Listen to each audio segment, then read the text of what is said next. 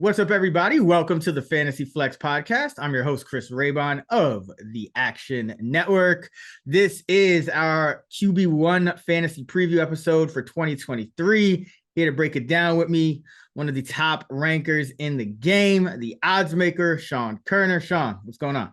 What's up? Yeah, this is the last week where we don't have football for the next 7 months. So, shit's getting real. Hall of Fame game next week. I'm really I'm always pumped for the preseason. Great time to build up the bankroll before week 1 and get to see some of these rookies that we're talking about, players on new teams. I just love the preseason, so can't wait for next week. Yeah, that Jets Hard Knock should be pretty interesting. Oh, yeah. That's perfect because I usually like to fade the Hard Knocks teams. So, That's right in. Yeah. The team you want to fade. Exactly. But on this episode, we'll go through all the quarterbacks in the QB1 range. So 1 through 12 by ADP. And we'll kind of talk about where we have them ranked and, kind of risk rewards for taking them where they're going. And then in the next episode, we'll talk about the quarterbacks outside the QB1 range. Maybe you're doing a late round quarterback strategy. Maybe you're in a 2 QB or super flex league, whatever the case may be. So look out for that episode. And Sean, I guess before we jump into the players, just your general thoughts. How are you treating the quarterback position in 1 QB leagues? What's your general strategy as far as how long you're waiting this year? Yeah, so this year is a little bit different from years past. I typically fade a lot of the top guys, but this year I definitely kind of want one of these top maybe 7, 8 quarterbacks. If not, I'm always content streaming quarterback. I still think it's a viable strategy, but just this year specifically, it doesn't seem as viable. I think a guy like Anthony Richardson, who we could talk about later, or maybe Geno Smith would make sense if you miss out on one of the top 7 or 8 quarterbacks. But in general, you want one of these guys with massive rushing upside, already established passer. So I have been in plenty of drafts where I do take, Josh Allen, Patrick Mahomes, or Jalen Hurts off the board. So I think this is a year where I'm much more comfortable and much more willing to take quarterback early. It depends kind of where you're drafting from and what you have in the first couple rounds. But this is definitely a season I want to end up with an elite quarterback on my team. Yeah, absolutely. I just think the market has gotten a little sharper over the years where there's not that slam dunk guy that you're getting more often than not if you wait. I remember, Jalen Hurts and Justin Fields kind of fit that bill over the last couple of years. And this year, I think it really is Anthony Richardson, but even him, we don't know exactly when he's going to start. Is he going to start week 1? And there's not really, as many alternatives if you miss out on him and you're kind of looking to carry out that plan either. I mean, I guess Daniel Jones is like the QB 13. So a lot of these scrambling quarterbacks that we like to target cheaply aren't as cheap anymore. So yeah, I do think there is a little bit more of an urgency to try to lock down some of these guys a little closer to the top and to that mid range, that top 8 as you mentioned. All right, let's start out with Patrick Mahomes. He's a QB1 over the last couple weeks in ADP. And I guess the question is, Mahomes doesn't run quite as much as a guy like a Josh Allen or a Jalen Hurts. Does his overall just wizardry at the position kind of make up for that and kind of, give you that number 1, justify that number 1 rank it over Allen and Hurts? Yeah, I mean, I have him ranked number 2, but he's arguably the safest bet out of the 3. So I can't fault anyone for taking the actual best quarterback in the league, first off the board. And it was pretty incredible how last year, despite losing a receiver like Tyreek Hill, he was still able to finish as a QB1 overall. And this year I'm a bit concerned about the wide receiver depth chart. It could end up being worse than last year, believe it or not, if Kadarius Toney can't stay healthy. He's already dealing with knee issues. I guess he just had surgery to clean up some, here we go again. Sky Moore, I mean, we do like him heading in year 2, but there's a chance he doesn't break out.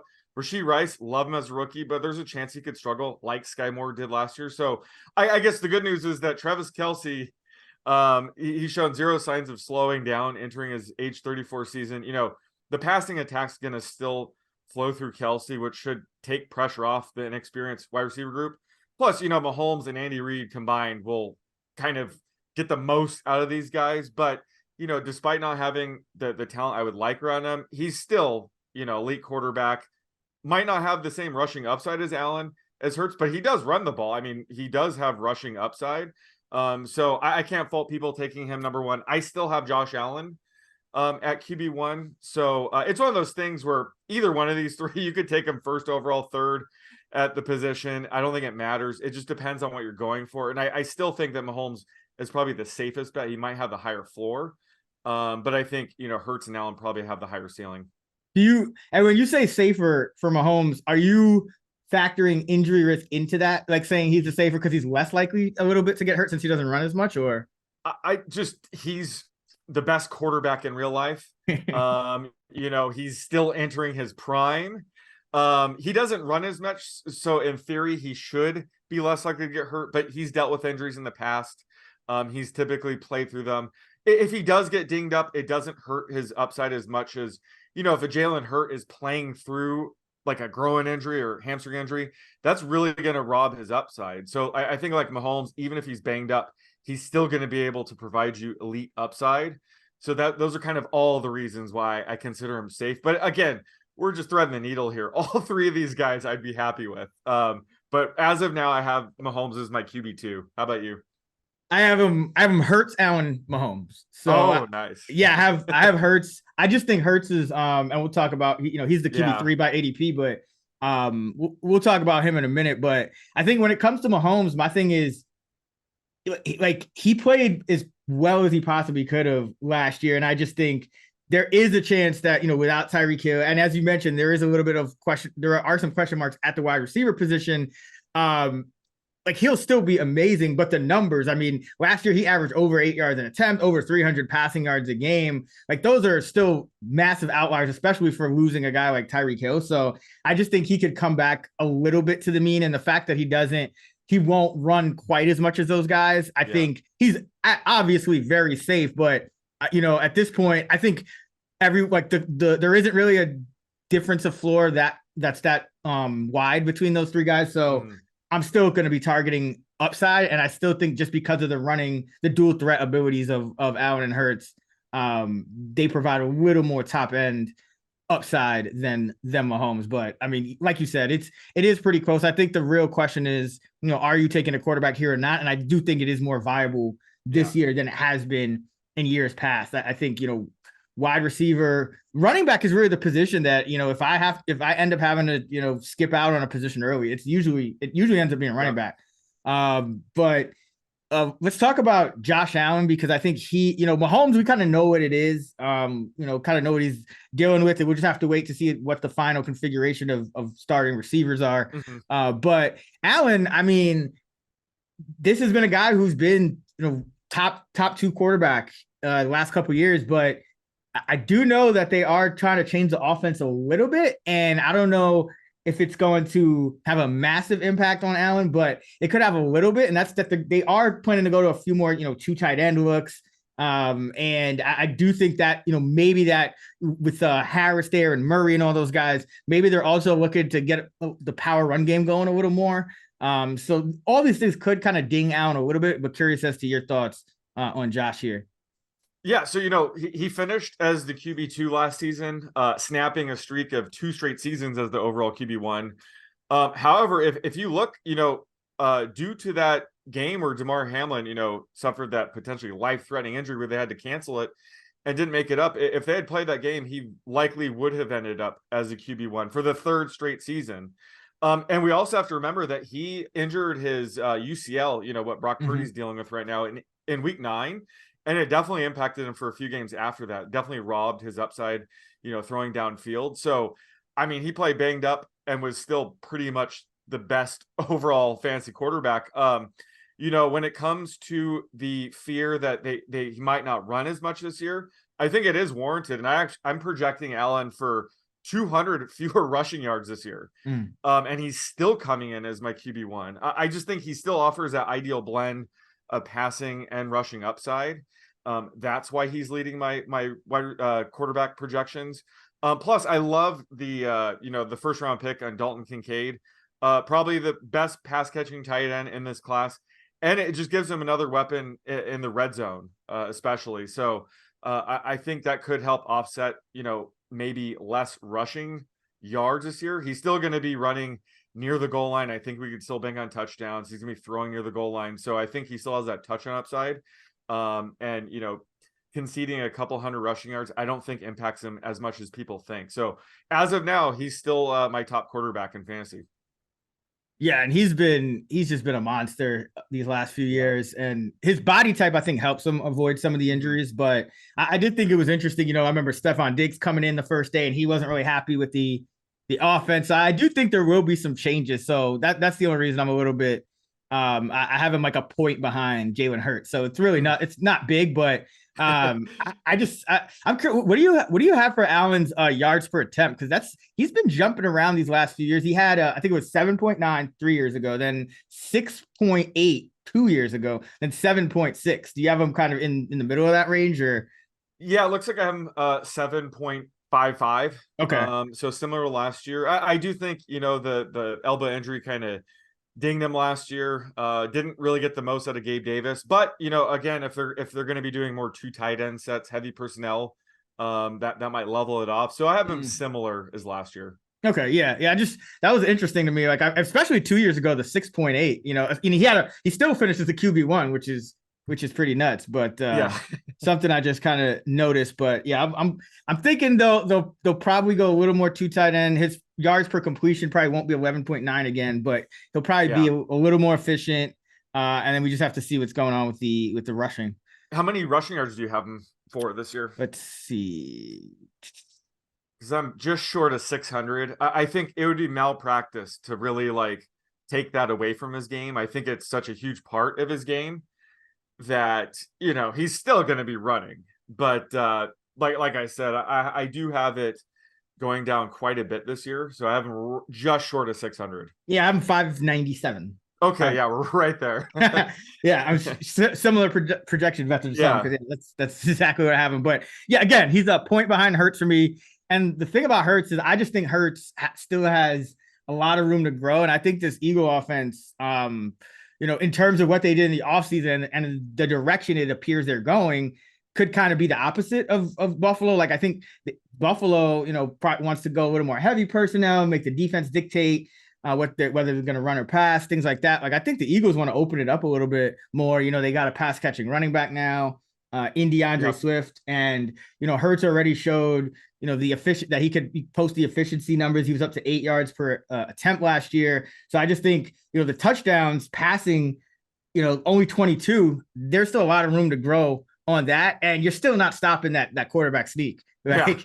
Yeah. So I'm not knocking, even if Hurts rushing yardage does fall off, and they pass more, I still think he's going to get quite a few touchdowns down and close, because that player's just been unstoppable, and everyone knows it. So I love, and I think the supporting cast for Hurts is still better than Buffalo's, especially with adding Swift this year. So yeah, that's why I have him one point ahead. But curious to see your thoughts on Hurts. Yeah, no, I think ranking Hurts number 1 makes sense, just because he probably does have the best odds of finishing as a QB1 overall. He averaged the most points per game last season. Unfortunately, he had to miss week 16 and 17. I had Hurts in a ton of leagues, so I was scrambling around. I had to use Gardner Minshew and the semis or the finals. I mean, brutal, but that's kind of what risk you take on with a quarterback like Hurts, who's rushing a ton. He's going to be more susceptible to injuries. And again, even if he is playing hindered, that could limit his rushing upside. But like you said, I think the most important thing with Hurts this year is that the NFL is, for this season at least, they're going to allow that tush push again. Where 2 or 3 players push Jalen Hurts from behind. So I think he's a good bet to score 10+ rushing touchdowns again. I don't even know if we need positive regression in the passing department, because those are just going to Hurts running the ball. So I think that's very good news for Hurts for this season. So yeah, either way, I think he has the best odds of finishing QB1. He just has slightly more injury risk, missing games risk than Allen and Mahomes.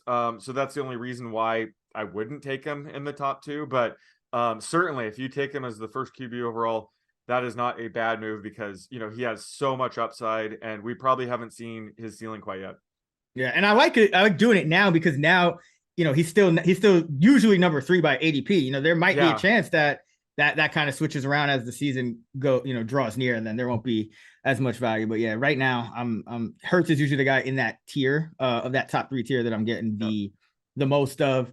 Number 4 is Joe Burrow, and he had to deal with 4 games missed of Jamar Chase last year, and then obviously the game that got canceled, but still put up pretty good numbers. And I think he's another guy still probably haven't seen his prime yet.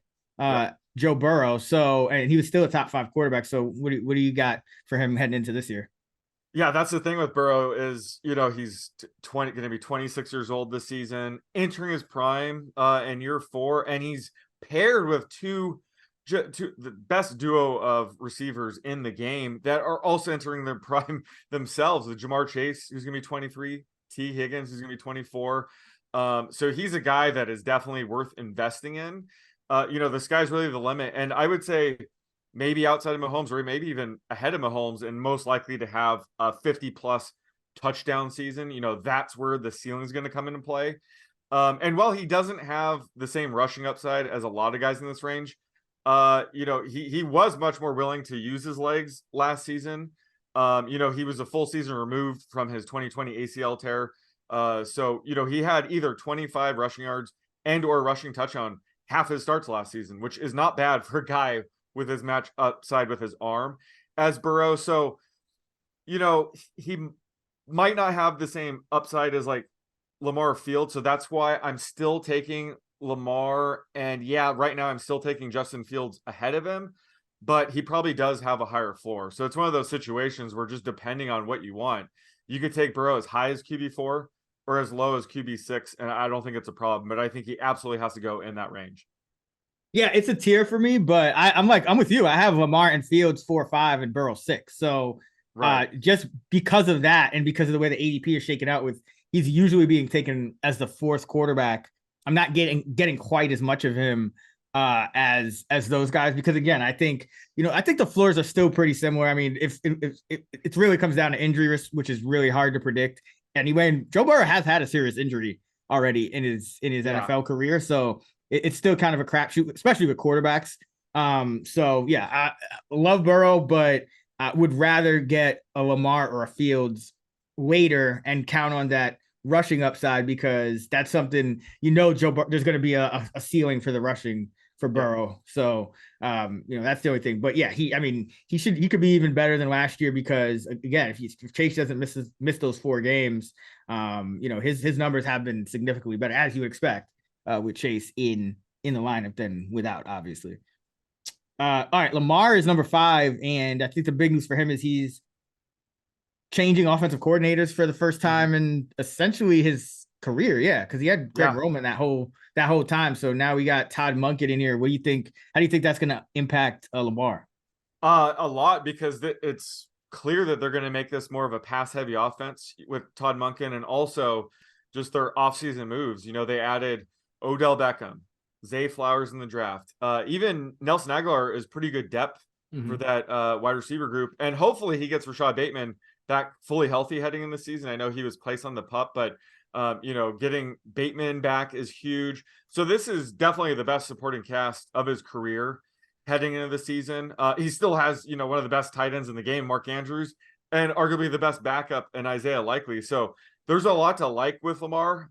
He could hit that ceiling that we saw in 2019, although he might not be rushing as much.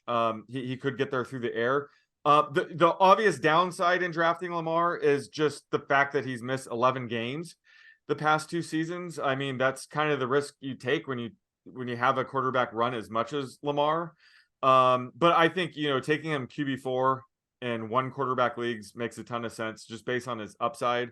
If I'm in a 2 quarterback or super flex format, those are formats where you do have to factor in the floor a lot more. And I think I would take Burrow QB4 in those formats, and Lamar number 4 in single QB leagues. So it kind of depends on what type of league you're in. But going Lamar or Burrow number 4 makes sense. Yeah, Lamar, I do think though he'll rush a little, a fewer, a little bit less, and I think the pace goes up on offense. I think they're talking about less fullback, so they should be opening the offense up. So he should be able to make up at least most of what he loses through the ground, because we've seen him, as you mentioned, 2019, very efficient passing season on the way to that MVP win. So I do think he's capable of it, and this probably is the best receiving core he ever had. Now, like you said, we got to make sure everyone's healthy, but even if they're not, I mean, like you said, Aguilar, good depth.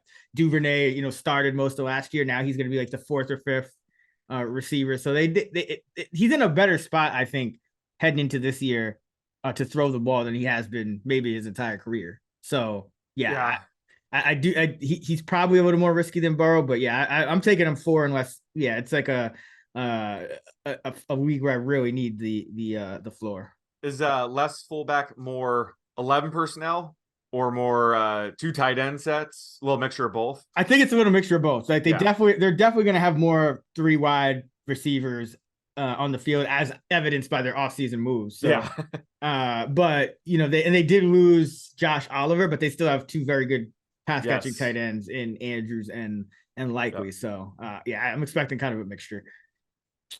Justin Herbert is the QB. Oh no, wait, Justin Herbert is the QB 6. And that's interesting because we've mentioned Lamar, Fields, Burrow, but a lot of people are really high on Herbert. Kellen Moore coming over from Dallas. I've talked about the pace that they could play at. I mean, they were already playing at one of the fastest paces in the league, but Moore with Dallas has been even faster. They also got another receiver. So, I mean, this offense could be very dangerous. So what are you thinking with Justin Herbert entering into 2023? Yeah, it's hard not to love Herbert heading into this season. I mean, he is coming off a disappointing season where he finished as a QB 11 despite playing in all 17 games. So that was definitely a down year for him. But it's easy to forgive when you consider that he only had Keenan Allen and Mike Williams healthy for 4 full games. So I think that the Chargers spending a first-round pick on Quentin Johnson is really good for Herbert's value, just because Quentin Johnson is going to really upgrade the number 3 wide receiver slot, but it'll also prevent such a downgrade if and when Keenan Allen or Mike Williams are out of the lineup, which unfortunately at this part of the career we have to assume they're going to miss a game or 2. So I think having that depth will help Herbert's weekly 4 ceiling. And like you mentioned, I think having a new offensive coordinator should certainly help.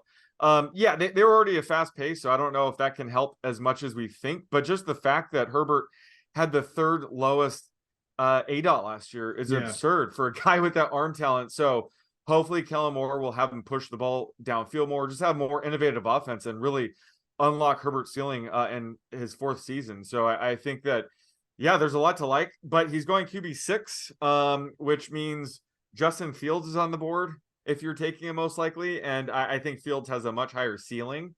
So Herbert's a guy I'm not getting too much of, but certainly can't fault you for taking him QB 6. I think he does have, certainly a high floor in this range, but just where he's going, I rather have Fields. Yeah, like I do see some of that. That year Dak Prescott was throwing for like 400 yards every game. Like I think, and then he got hurt. Yeah. There is some of that upside there. So it's hard to knock him too much. But I too have him at QB 7, and that's just because of you have to kind of weigh the projection with what the upside and downside that we've seen in the past. And for a guy like Herbert, as good and talented as he is, we have seen him kind of slip into that middling, non-difference making quarterback tier, as recent as last year in terms of the numbers. And he's another guy who he's not really bailing himself out with rushing production. And so, just those 2 things, I still think Burrow probably has him by a hair in terms of the supporting cast. And we've seen Burrow routinely put up a higher floor more recently. So that's kind of where I am with Herbert. It's, I'm still going to have a lot of them because I do think that upside of, them just going super fast pace, 4 wide on the field at times, just balls to the wall, putting up massive offensive numbers is in his range of outcomes. But just the downside that we've seen with him, I can't at this point rank him, 5 or 6 when we've seen him, drop to QB 15, as recent as last year. All right. And then we got Justin Fields at QB 7. And yeah, he's a top 5 quarterback for me. I just love the rushing upside. I think he will take a step forward throwing the ball. What do you think? Yeah. In terms of median projections, I still have Burrow and Herbert actually ranked slightly ahead of Fields.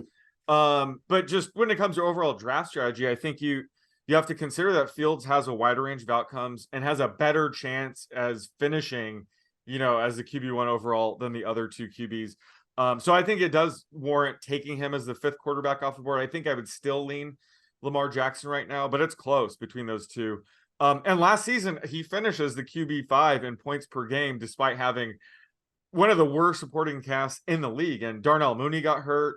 So it was even worse than that. So he should be even better in year 3, especially after, the Bears brought in DJ Moore.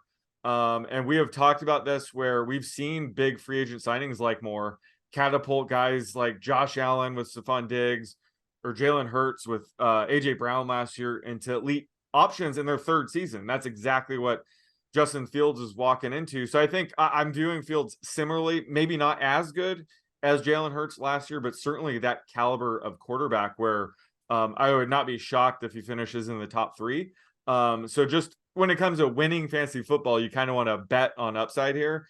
And Fields has that. So I think I would draft him as a QB5 right now. Yeah, absolutely. And that's the thing. He has one of those Jalen Hurts like seasons in his range of outcomes. Like, obviously that's not the median, but we got to get them to adopt the tush push. Right. Yeah. And I mean, we got to get them to the end zone first. So that's where DJ Moore comes in, making the offense more efficient. Cause I don't doubt that they wouldn't use something, like that. But I think we did see promising signs going from year 1 to year 2 with Fields. His QBR went from 26 to 54. So it essentially more than doubled. So that shows you that, just in terms of getting experience in this league, throwing the football, he made a lot of strides last year, even though it didn't necessarily always come up on the stat sheet because they weren't throwing a ton. But his yards per attempt was up to 7.1, which is about league average. His yards per completion was above league average. So it's really just guys getting open more, get that sack rate down because he led the league in with 55 sacks, a sack rate of 15%, which is that has to come down. I think it was a historic sack rate, right? The highest of all time or something like that. Oh, wow. I didn't realize that. But yeah, I mean, I know I don't see many 15s when I'm 14.7s when I'm doing my project. I didn't realize it was the highest, that high. But yeah, man. I'm sure with a certain, a minimum number of dropbacks. Yeah, I'm sure it is. Yeah. Because most guys that get sacked that much just stop playing. Like they just get benched. But yeah, that's that. But see, I think that's where Moore comes in. That's where another year of Claypool comes in. You just need, and Mooney even coming back. Because remember, Mooney was hurt. It's not just sacks are a quarterback trait, but it's within the circumstances. So if guys are open, then he won't have to take these sacks as much. But yeah, I just love what's going on there in Chicago. I still think he has one of those things that the other quarterbacks don't even have as much, which is a defense that'll probably be average to below average. So, like that usually helps Mahomes too.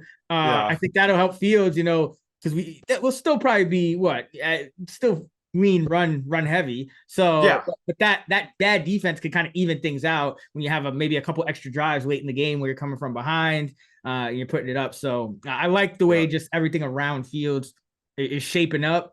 And, again, we saw top 5 quarterback points per game last year. So I'm really not concerned with the floor this year because I think it can only be higher. So if he's putting up top 5 numbers last year, I'm perfectly fine taking him at 5, and he's still going at 7. Trevor Lawrence is the QB8, and he's the one. He's tough because I think his projection involves a little bit of kind of aging curve increases in efficiency and things like that, especially because that first year he was with Urban Meyer, who was one of the worst coaches of all time.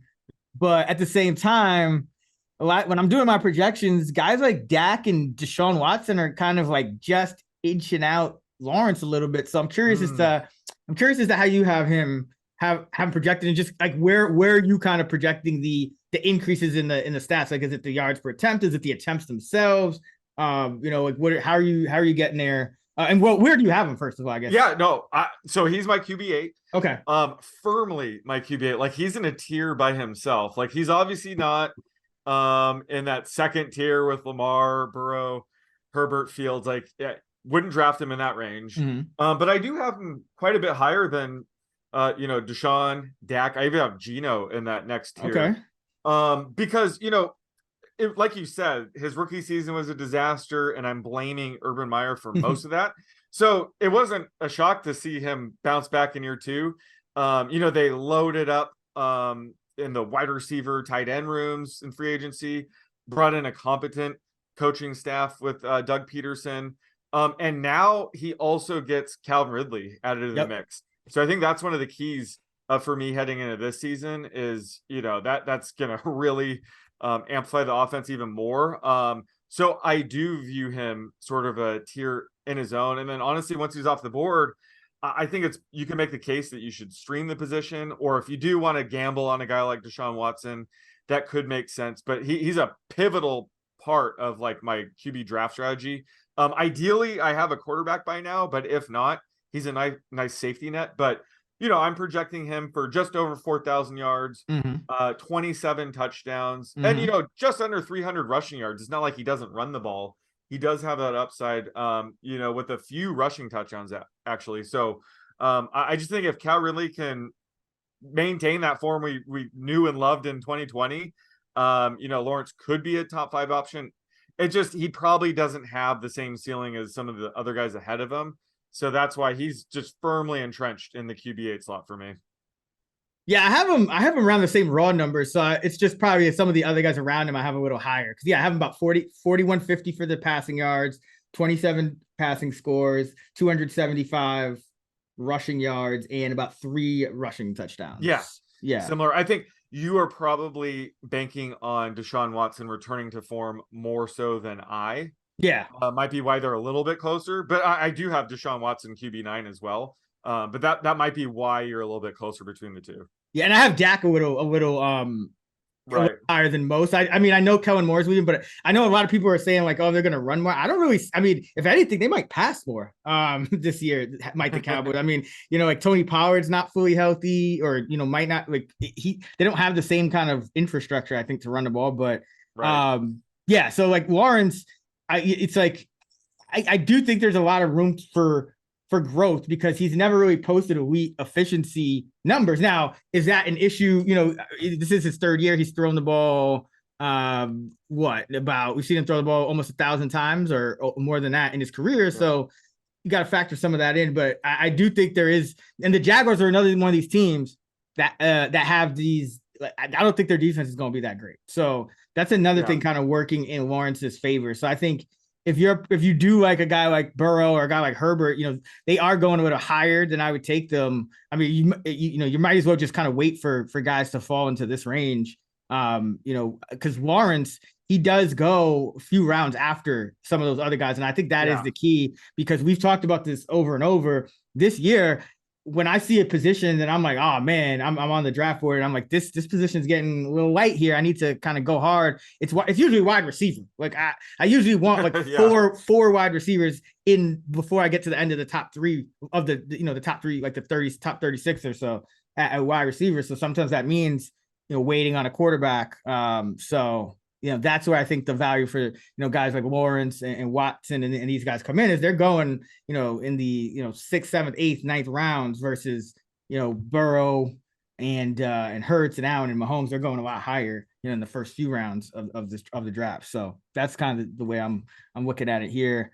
But the QB9 is DeShaun Watson. And yeah, I do think he returns to form. I think, looking at the numbers from last year, he was efficient to Cooper. He was efficient to Peoples-Jones, and he was pretty solid to Njoku. And a lot of the inefficiency came with guys who are either not going to be on the team or not going to play a prominent role. So I do think, like, if you just look at his passing numbers to like Cooper, Njoku, and Peoples-Jones, like he's pretty much the old DeShaun Watson. And then you look at it to everybody else, and it's like, oh, well, now you see kind of where it comes from. So that's how I'm looking at it. What do you think about DeShaun this year? Yeah, no, I have him as my QB9. Obviously we expected him to have a bit of rust after missing, 28 straight games. But honestly, he was one of the worst quarterbacks in the league last season. He ranked 37th among 40 quarterbacks last year in EPA per dropback. I mean, he was really bad. But it's fair to assume he's going to bounce back this season. He'll be able to have the full offseason with them, play in the preseason. So I think that rust and those excuses are gone. And it is nice to see that the Browns are just continuing to add to the pass catchers. I thought the Elijah Moore move was really good. They drafted Cedric Tillman, so should have more weapons this year. Still, flash the rushing upside we remember with him, but there's a lot more guys with rushing upside now, so I think that does kind of negate it a bit with him. So I think, yeah, QB9 makes sense. He does require some risk taking him that high, because that's not a guy you necessarily want to drop right away if he's struggling. So that's the only reason I would have some pause, but certainly he still carries, top 5, top 6 upside.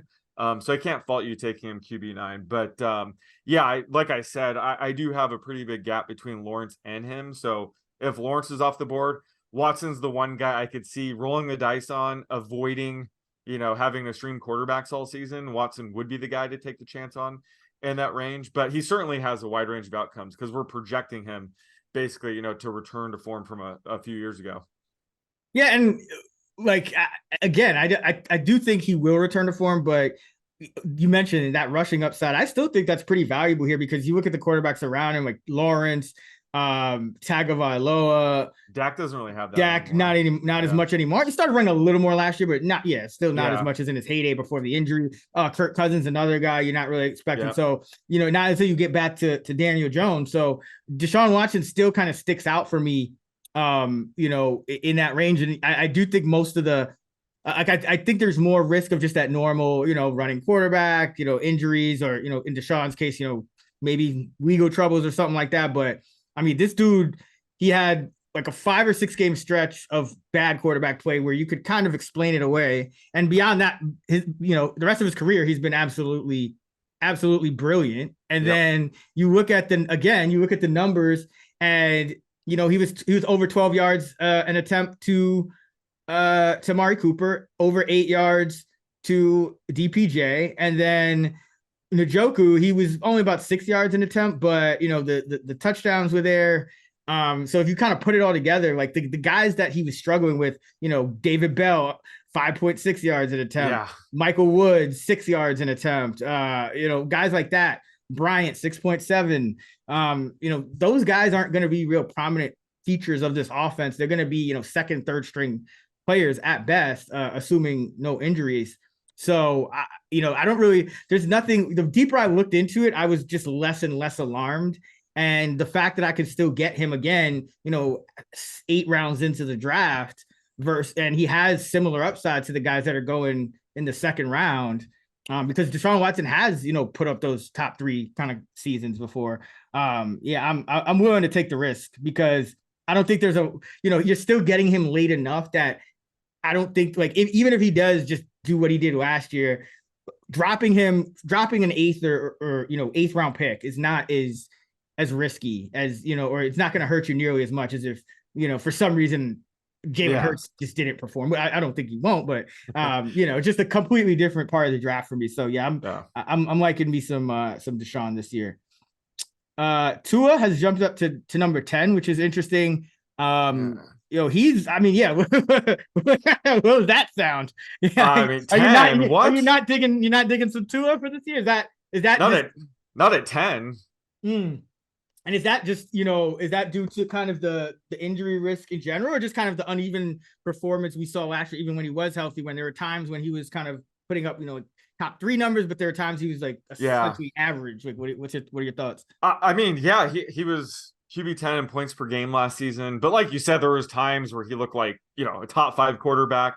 Sometimes he didn't. I mean, he really benefited from just the new scheme under Mike McDaniel and Tyreek Hill being on the team as well. So he has a lot of things going in his favor, but he did end up missing, 4+ games due to concussions. And I think that is certainly a concern heading into this year, where if he does unfortunately suffer another one, he could miss multiple weeks, maybe several games. So that's just the risk that you take by taking him. I wouldn't mind taking a flyer on him if he was like, QB 14 or 15. I think that's fair, but QB 10 is closer to where he was last year when he was healthy. Plus, I think, you have to consider he had a 6.3% touchdown rate last year, probably due to rest there. Also, both Tyreek Hill and Jalen Waddle were healthy for all 17 games last year. Yeah. I mean, fortunate to have that happen. I don't know if we can bank on that year after year. So if either one of those guys were to be out, they don't really have any depth at wide receiver or tight end to kind of make up for that. Tua would be like a mid-range QB2 if either one of those guys missed time. So I think that he just kind of had everything going in his favor last year. Obviously, I still, love investing in this offense, but QB 10 is a bit rich when you're just dealing with added risk with a guy like Tua and his concussion history. No depth. Just the chosen Anderson disrespect. Oh yeah. They got Berrios. And it's weird because they also have no tight ends you really expect. They completely punted on tight end, which could be good, I guess, because that means he's not checking it down to tight ends. But does that? There's some question marks here, but it's hard to get to a QB 10 rating with him, as you mentioned, just because I think if he does get any type of injury, like a concussion, like he's probably missing more than the normal player would, just because of the history. And then it's a very top heavy situation. The defenses in the AFC East are very good. Buffalo, Jets, New England, those are three of the best pass defenses, especially in the National Football League. So I have two at QB 16, factoring all of that stuff in. So 10 kind of surprised me as well.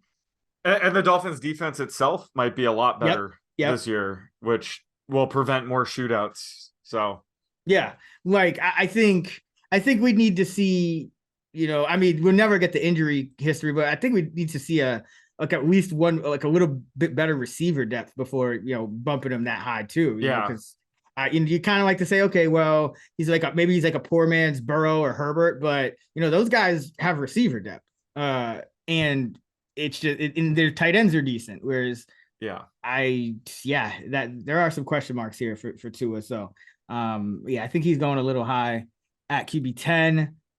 Dak Prescott QB 11. I like him. I have him a couple spots higher. I still think Dallas is going to be one of the better passing teams in the league. I still think that's going to be their strength, especially with no Zeke Elliott here to take touchdowns away in the red zone. They could re-sign him or somebody like him, but as of now, I like the Gallups a year removed from the injuries, another year removed. I like that Brandon Cooks gives them another formidable top 3 threat. And even though they lost Dalton Schultz, they got Schoonmaker, they got some young guys, Hendershot, Ferguson. So the way we've seen in the past with Dallas, you don't need a ton of talent at that position to be productive. So I still like Dallas's receivers. I still think their line will be solid. So and I do think Dak regresses from all those interceptions. Like that interceptions are a very random kind of touch and go stat from one year to the next. So I usually use their entire career performance for the most part regressed to the mean. So I don't have Dak like coming anywhere near those that interception rate from a year ago. What are you thinking on Dak this year? Yeah, I have him in this rank. I actually have Geno Smith ranked one slot higher, if you could believe it. And I know you think that Mike McCarthy won't run it as much as he's alluding to, but projecting what Mike McCarthy should do versus what he will do are two different things. So I hope you're right. Because I think when it comes to Dak, I think just given he has lost that rushing upside that he used to have before the leg injury, that does kind of rub his upside. He lost Dalton Schultz but gained Brandon Cooks. I think that might be an upgrade actually. So there's a lot of things to like, but I just can't get behind him over Geno Smith. I do like Geno Smith better. I love CeeDee Lamb where he's going, and I really like Brandon Cooks and Michael Gallup at their ADPs. I think just the best way to invest in Dak is through the pass catchers, and take an elite quarterback early, or start the season with Geno Smith. I like starting the season with Geno Smith because of his early season schedule. I think like I said, once Lawrence is off the board, you have to be willing to just potentially stream quarterback all year. So I think Dak's sort of in that range now, unfortunately. I just don't think he has that top 5 upside anymore. But yeah, if early in the season, Mike McCarthy's slinging it around, they're still playing at a high tempo, I will change my tune. But as of now, he's my QB 12. Yeah, I just don't think as much has changed as maybe it looks like. But I mean, one thing that's interesting about Dak that I've noticed the last 4 years, he hasn't the offense hasn't averaged fewer than 27 points per game in his starts. So like they've always been a high scoring offense, and I just think some of those Zeke touchdowns, because Zeke, what did Zeke get? He got like double-digit touchdowns last year. Like I just think even with a more run-heavy offense, because I'm not projecting Dak for like a crazy amount of attempts or anything, kind of right around last year. But you remove those 12 Zeke touchdowns and kind of redistribute 12 touchdowns. Yeah, 12. yeah, right. Yeah, so that's I just think overall, like all those factors, I think Dak is being a little slept on, because my thing with Dak versus Geno is just that like I know for a fact that Dak is a quality quarterback in this league, whereas like Geno has done it for 1 year. And it's like I was convinced, and I do like Geno, but at the same time, like Dak, like I said, like Dak, his offense is having an average fewer than 27 points in the last 4 years of him starting games. So like I just think there's a little more of a confidence level. Like the confidence interval is a little narrower with Dak in terms of what we expect, and even the interceptions. Like if you look at his career numbers, those prove to be an outlier too. So I just think some positive regression, and Dak continuing to do what he does on a very talented offense will get him there. All right. So yeah, he was 11, and then Kirk Cousins is 12. Kurt, I don't know exactly what to do with him sometimes. I think it really comes. I mean, you're really high on Jordan Addison, right? So I think that would kind of necessitate being a little higher on Cousins, right? Yeah. I mean, well, let's start off with he has the best wide receiver in the league in Justin Jefferson, and he has one of the best up and coming tight ends in T.J. Hawkinson. And I know they lost Adam Thielen, but I just love Jordan Addison's upside. Wasn't pleased about the speeding the other day, but apparently it was because he had a dog emergency, so I could forgive him for that. But I think Addison's going to be really good this year. So he has really talented pass catchers, and they'll likely need to throw just as much this year. So I just think he has a lot of talent around him, and he's more of a high floor play. Like I don't think you should take him QB 12 in a 1 quarterback league. Like he's going to have some inconsistent weeks. There's going to be some weeks where, other quarterbacks have better matchups that I have ranked higher. I think the type of league I would actually draft Cousins in are those 2 quarterback super flex leagues where, it's critical to have a high floor guy, a guy that you can pretty much bank on to play all 17 games. Those are the formats I think you should take Cousins in. But when it comes to your typical 12 team, 1 quarterback starter league, you got to go for upside. And I just don't know if Cousins has that, top 5 upside or need to spend draft capital to get him necessarily. So it depends on what format. But yeah, I have Cousins is my QB 10 just based on median projection. But when it comes to draft strategy and stuff, I'm going to downgrade him a tick just because he doesn't have the same ceiling as these other guys. Yeah, I think a lot of it with Cousins just not really projecting him to miss any games or anything like that. But the thing about Cousins that I worry about is, yes, it's all true. He does have a great receiving core. Yes, the defense was bad, which caused him to throw more. But you look at it, so last year, with all of those factors kind of at their extremes, he only had 3 top 5 finishes. And, Jefferson's never missed a game. Adam Thielen's had, like 30, like essentially like a third of his touchdowns over the past 3 years. Like, I just don't know how much higher. And this was like, this all came last year when the Vikings, their pass attempts per game were way up there, and I just don't know if like there's any room to grow, I guess is what I'm saying with Cousins. And because I do think the defense will be a little bit better this year because you got Brian Flores. Now you are losing some talent on defense. And, I know that the cap situation has kind of messed them up a little bit, but I do think the defense is better. And then they were the third, they averaged the third most pass attempts per game at 39.5. So, if that goes down, it's like, like where is this ceiling really coming from to really do more than he did a season ago. Because I think Addison could be, as good or better than Thielen, but I still don't know if he gets you as many touchdowns as Thielen's been getting you over the last few years. I don't know if the defense is as bad with Flores. I don't know if the pass attempts are as high. Maybe they could be because he did let go of Dalvin Cook, but that's just kind of my worry with Cousins. Then you talk about in one quarterback leagues, I'm always looking at that early season schedule, especially the closer we get to the year when you can have a firmer projection of these defenses.